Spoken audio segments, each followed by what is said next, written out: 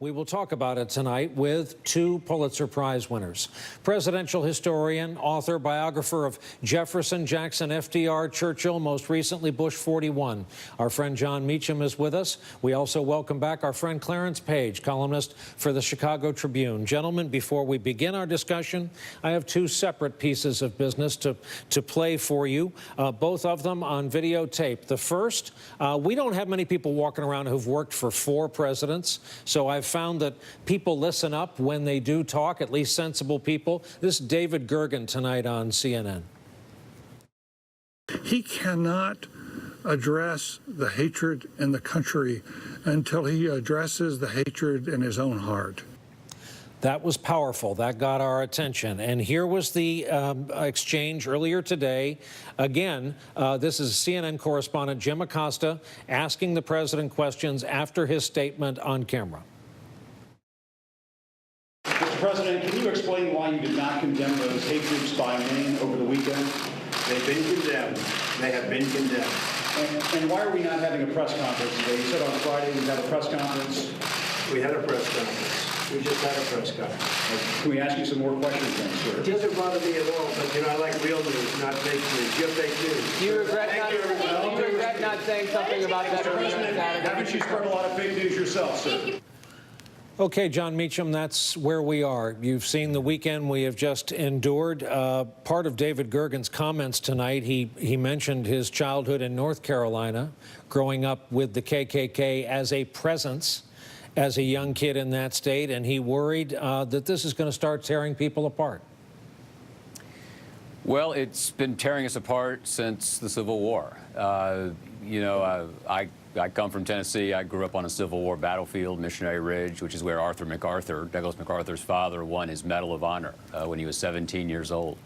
And I remember standing on that ridge watching riots in Chattanooga in 1980 after an all-white jury acquitted a Klansman in a drive-by shooting of an African-American woman.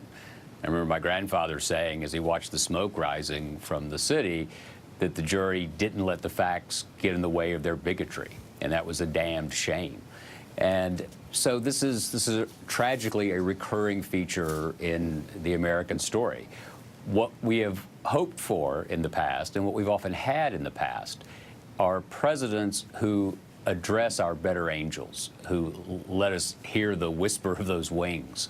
And sometimes it's just a whisper, but we are, in fact, inspired by those who encourage us to hope as opposed to letting us fear. And right now, the 45th President of the United States is encouraging a climate of fear. Clarence, where do you think your country and your presidency stands after the weekend we've just witnessed? Well, it is a test for all of us, I think, Brian. You know, when Jon Meacham talks about the past, I think about how I became politicized in grade school when I saw National Guard troops escorting black students into Little Rock High School. I'm sorry, I shouldn't say National Guard. It was actually the Airborne.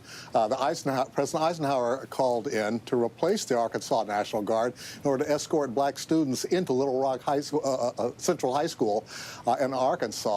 And I said to my parents, what happened? Because things had changed overnight. And they said, President Eisenhower.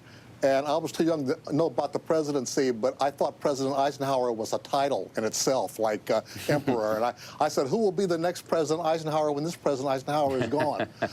And that stuck with me all these years, because that's when I first got interested in politics, because I could see that Washington and government means something. When I hear people putting down government and talking about the dark bureaucracy or the deep state and all, I really take offense at that, because our government means a lot. It is government of the people, by the people, and for the people, and should be.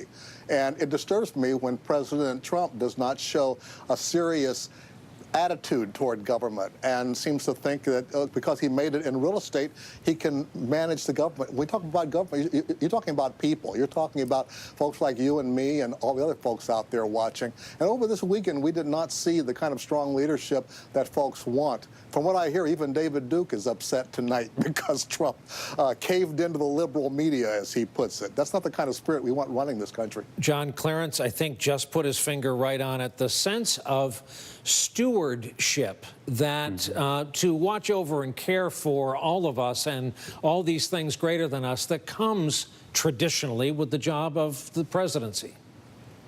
Franklin Roosevelt said that the presidency is preeminently a place of moral leadership. It is, in fact, it's a strange office.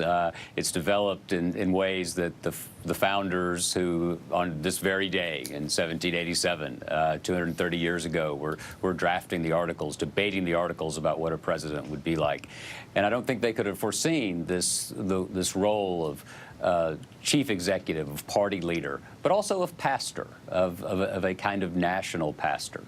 And, you know, when President Roosevelt, the only words FDR spoke on D-Day in public in 1944 was to read a prayer of his own composition.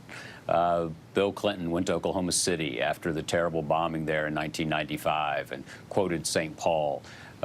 George Herbert Walker Bush, when he read an NRA fundraising letter that referred to federal agents as jackbooted thugs, he sat down and wrote a letter resigning as a life member, saying that that violated his sense of decency and his sense of service to country.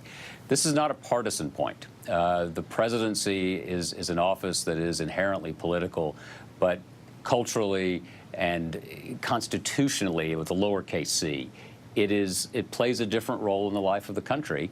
And the 45th president, I think it's clear to most people at this point, is not commensurate with that task. Clarence, I'll quote someone here for the first time tonight, the noted political scientist Bryan Cranston, who said on social media tonight that when he saw the president finally appear at the White House today, it had all the appearance of a hostage tape to him, the way the president was reciting the kind of by now necessary lines that he had to do because of the damage done this weekend. I also know, Clarence, he topped it with kind of economic news, bad trade deals, a surging Wall Street before he got to the subject in chief. Yeah, and just moments ago, President Trump sent a tweet out about Chicago's terrible homicide rate. Yes, I mean, he's changing the subject, Brian. That's not a sign that makes you feel really confident about leadership. The president stepped on his own message today about trade. Once again, he obviously has this, the catastrophe there in Virginia on his mind, his plunging poll numbers. All of this is happening, and he's trying to put a strong face on it, but he won't do a news conference. He walks out of the room when reporters ask him questions. He doesn't present a portrait of strength right now, and that's sad. I mean, we have to go beyond partisanship here and talk about the good of the country. You know, this is a time for people to be pulling together, and at least I'm happy most Americans right now seem to be forging ahead on this, and but still wondering what's going on in Washington. Well, hear, hear. And to our viewers, I give you two living reasons why the Pulitzer jury is rarely wrong. Jon Meacham, Clarence Page, recipients both. Gentlemen, thank you so much for your time on this Monday night as we try to get our arms around what it is we just witnessed.